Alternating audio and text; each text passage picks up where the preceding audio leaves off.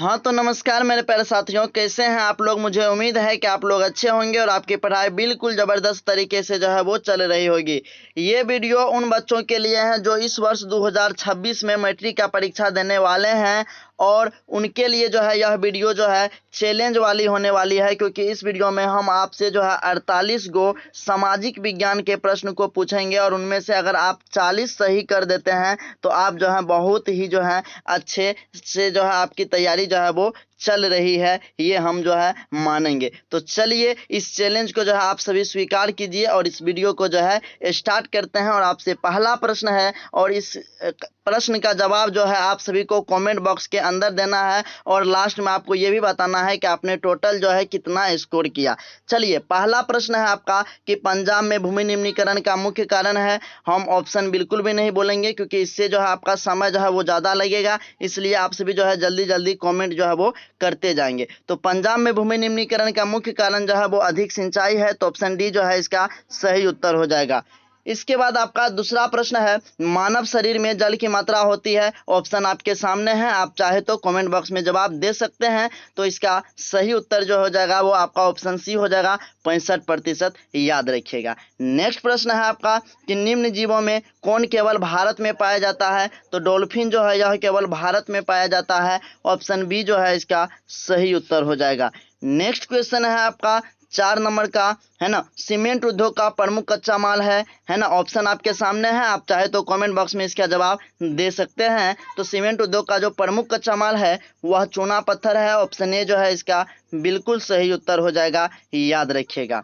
इसके बाद आपका अगला प्रश्न है मेरे प्यारे साथियों 5 नंबर का कि संघ राज्य की विशेषता नहीं है। ऑप्शन ए है आपका लिखित संविधान, ऑप्शन बी शक्तियों का विभाजन, ऑप्शन सी इकहरी शासन व्यवस्था, ऑप्शन डी सर्वोच्च न्यायालय। आप लोग इस प्रश्न का उत्तर कमेंट बॉक्स में दीजिए।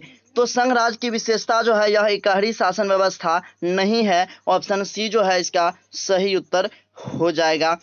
इसके बाद आपका नेक्स्ट प्रश्न है कि संघ सरकार का उदाहरण है। ऑप्शन दिया गया है, आपको जो है उत्तर कमेंट बॉक्स में करना है। तो संघ सरकार का उदाहरण जो है वह अमेरिका है, ऑप्शन ए जो है इसका सही उत्तर हो जाएगा।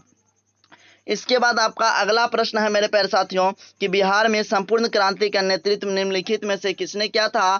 आप लोग इस प्रश्न का उत्तर कमेंट बॉक्स में करेंगे। तो बिहार में संपूर्ण क्रांति का नेतृत्व जो है वह जयप्रकाश नारायण ने किया था, ऑप्शन डी जो है इसका बिल्कुल सही उत्तर हो जाएगा। इसके बाद आपका अगला प्रश्न है मेरे प्यारे साथियों कि लोकतांत्रिक व्यवस्थाओं ने निम्नलिखित किन मुद्दों पर सफलता पाई है। इन प्रश्न का भी उत्तर आप सभी कमेंट बॉक्स में करेंगे। चलिए इसके बाद इसका सही उत्तर जो है 8 नंबर के प्रश्न का वो हो जाएगा आपका, है ना, कि लोगों के बीच टकरावों को जो है यह समाप्त कर दिया है, तो ऑप्शन बी जो है इसका सही उत्तर हो जाएगा। इसके बाद आपका अगला प्रश्न है मेरे प्यारे साथियों 9 नंबर का कि भूस्खलन है। इसका भी उत्तर आप सभी कमेंट बॉक्स में कमेंट करेंगे। इसके बाद आपका इसका सही उत्तर हो जाएगा मेरे प्यारे साथियों प्राकृतिक आपदा। भूस्खलन जो है यह एक प्राकृतिक आपदा है, याद रखिएगा। इसके बाद आपका अगला प्रश्न है कि महासागर तल के कंपन का परिणाम है। इन सभी प्रश्नों के उत्तर आप सभी को कमेंट बॉक्स में जो है कमेंट करना है, याद रखिएगा। तो महासागर तल के कंपन का जो परिणाम है वह सुनामी है, ऑप्शन सी जो है इसका बिल्कुल सही उत्तर हो जाएगा। नेक्स्ट क्वेश्चन है आपका कि पृथ्वी की सतह पर सर्वप्रथम पहुंचने वाली भूकंप तरंग है। तो पृथ्वी की सतह पर जो पहुंचने वाली भूकंप तरंग है तो वह पी तरंग है, ऑप्शन ए जो है इसका सही उत्तर हो जाएगा। इसके बाद आपका अगला प्रश्न है मेरे प्यारे साथियों कि सुनामी का संबंध है। तो सुनामी का संबंध जो है वह आपका क्या हो जाएगा। तो सुनामी का संबंध जो है वो समुद्र से है, ऑप्शन बी जो है इसका सही उत्तर हो जाएगा।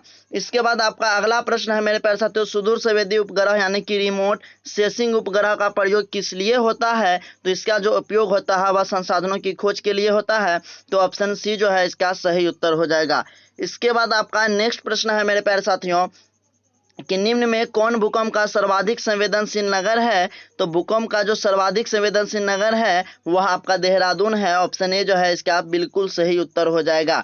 इसके बाद आपका नेक्स्ट क्वेश्चन है कि निम्न में से किसे पिछड़ा राज्य कहा जाता है। तो पिछड़ा राज्य जो है बिहार को कहा जाता है, ऑप्शन सी जो है इसका बिल्कुल सही उत्तर हो जाएगा। इसके बाद आपका अगला प्रश्न है मेरे प्यारे साथियों कि भारत में वित्तीय वर्ष कौन कहा जाता है। तो ऑप्शन जो है दिया गया है, आपको जो है इसका उत्तर कमेंट में करना है। तो भारत में वित्तीय वर्ष जो है यह 1 अप्रैल से लेकर के 31 मार्च तक को कहा जाता है। ऑप्शन सी जो है इसका बिल्कुल सही उत्तर हो जाएगा। इसके बाद आपका नेक्स्ट क्वेश्चन है कि काउंट काबूर को विक्टर इमैनुअल ने किस पद पर नियुक्त किया? तो काउंट काबूर को विक्टर इमैनुअल ने जो है प्रधानमंत्री के पद पर नियुक्त किया था। ऑप्शन सी जो है इसका बिल्कुल सही उत्तर हो जाएगा। नेक्स्ट प्रश्न है आपका कि रक्त एवं लोह की नीति का अवलंबन किसने किया था? तो रक्त एवं लोह की नीति का अवलंबन जो है बिस्मार्क ने किया था। ऑप्शन सी जो है इसका सही उत्तर हो जाएगा। इसके बाद आपका अगला प्रश्न है साम्यवादी शासन का पहला प्रयोग कहाँ हुआ था? तो साम्यवादी शासन का पहला प्रयोग जो है यह रूस में हुआ था। ऑप्शन ए जो है इसका सही उत्तर हो जाएगा। नेक्स्ट क्वेश्चन है आपका 20 नंबर का कि बोल्शेविक क्रांति कब हुए? तो बोल्शेविक क्रांति जो है यह नवंबर 1917 ईस्वी में हुआ। ऑप्शन बी जो है इसका सही उत्तर हो जाएगा। तो 20 प्रश्न में से आपने कितना प्रश्न सही किया कमेंट कीजिए। इसके बाद आपका नेक्स्ट क्वेश्चन है कि दीर्घकालीन ऋण प्रदान करने वाली संस्था कौन सी है? तो वह आपका भूमि विकास बैंक है। दीर्घकालीन ऋण प्रदान करने वाली संस्था कौन सी है? भूमि विकास बैंक। ऑप्शन बी इसका बिल्कुल सही उत्तर हो जाएगा।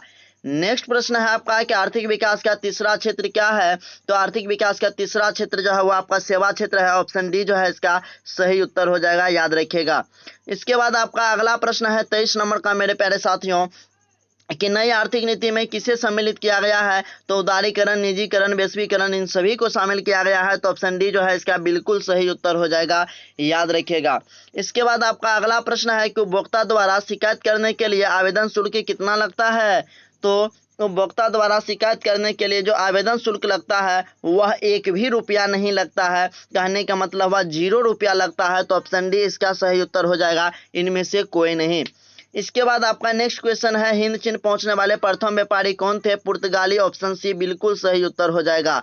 इसके बाद आपका अगला प्रश्न है सविनय अवज्ञा आंदोलन कब शुरू हुआ? तो सविनय अवज्ञा आंदोलन जो है 1930 ईस्वी में शुरू हुआ। ऑप्शन बी इसका बिल्कुल सही उत्तर हो जाएगा।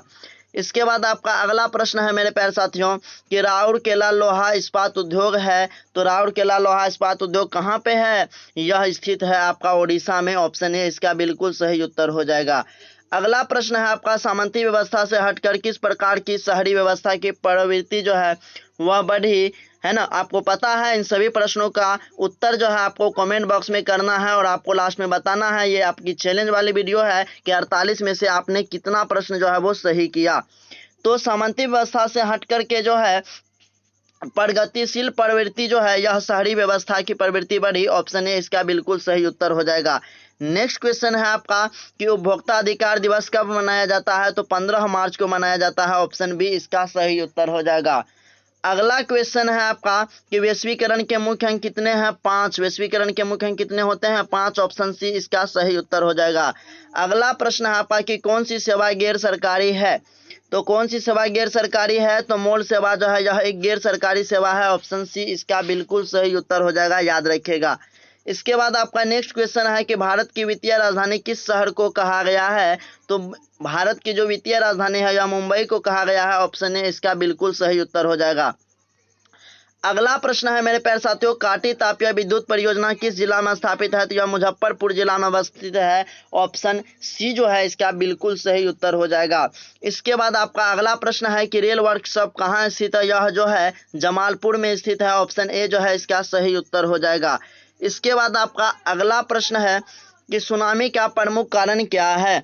तो सुनामी का प्रमुख कारण जो है वह समुद्र में भूकंप है। ऑप्शन ए इसका बिल्कुल सही उत्तर हो जाएगा। नेक्स्ट क्वेश्चन है आपका कि सुखाड़ क्या है? तो सुखाड़ क्या है? तो यह एक प्राकृतिक आपदा है। ऑप्शन ए इसका सही उत्तर हो जाएगा।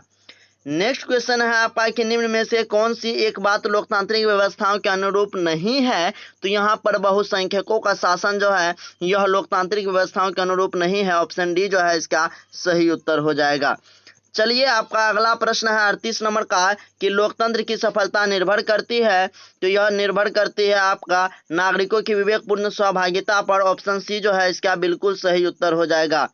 नेक्स्ट क्वेश्चन है आपका कि क्षेत्रवाद की भावना का एक कुपरिणाम है? तो क्षेत्रवाद की भावना का एक कुपरिणाम जो है वह अलगाववाद है।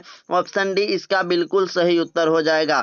चलिए आपका नेक्स्ट प्रश्न है कि कोयला है तो कोयला एक नवीकरणीय संसाधन है। ऑप्शन ए इसका बिल्कुल सही उत्तर हो जाएगा।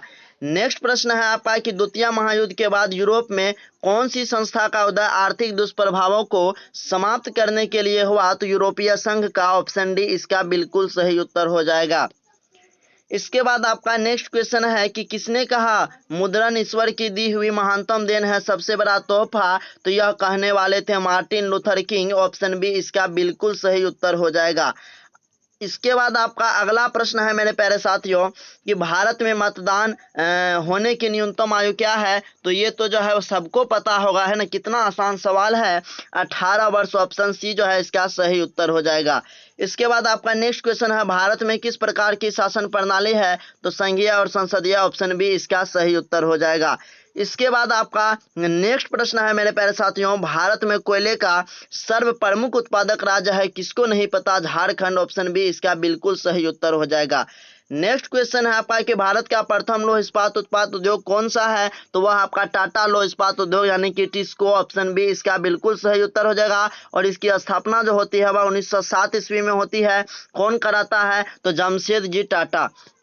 इसके बाद आपका नेक्स्ट प्रश्न है मेरे प्यारे साथियों कि स्वर्णिम चतुर्भुज संबंधित है सड़क मार्ग से। ऑप्शन बी जो है इसका बिल्कुल सही उत्तर हो जाएगा। इसके बाद आपका लास्ट प्रश्न है मेरे प्यारे साथियों 48 नंबर का कि गंडक परियोजना है तो वाल्मीकि नगर में। ऑप्शन बी इसका सही उत्तर हो जाएगा, याद रखिएगा। तो 48 प्रश्न में से आपका 40 प्रश्न सही हुआ कि नहीं, कमेंट बॉक्स में जरूर बताइएगा अगर आपने चैलेंज को एक्सेप्ट किया तो। और कितना सही हुआ वो कमेंट बॉक्स में आप लोग जरूर बताइएगा। तो वीडियो को लास्ट तक देखने के लिए आपका बहुत बहुत शुक्रिया। कर दिखाओ कुछ ऐसा कि दुनिया करना चाहे आपके जैसा। तो जय हिंद, मिलते हैं आपसे नेक्स्ट वीडियो में, तब तक के लिए बाय।